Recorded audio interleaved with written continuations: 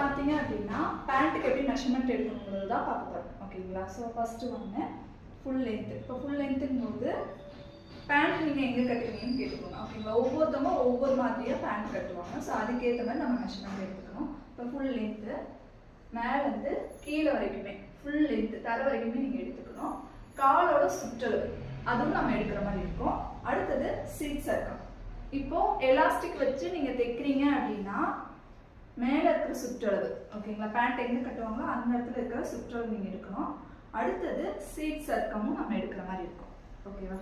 கொஞ்சம் லூஸ் விட்டு 4 fingers loose விட்டு எடுக்கணும். ஓகேவா? இந்த இப்போ காலோட சுற்றளவு, இப்போ காலோட சுற்றளவு பேக் சைடு இங்கே மருதாணி வைப்போம் இல்லை அந்த இடத்துல பேக் சைடு இந்த மாதிரி வச்சு முன் பக்கம் இந்த கொலுசெல்லாம் தளர்ந்து விழுகுது பார்த்தீங்களா, அந்த அளவு வரைக்கும் நம்ம காலோட சுற்றளவு எடுக்கணும். ஓகேங்களா? ஸோ கால் சுற்றளவு. இப்போ பார்த்தீங்கன்னா பேண்ட்டுக்கு எப்படி மெஷர்மெண்ட் எடுக்கணுங்கிறது பார்த்தோம்.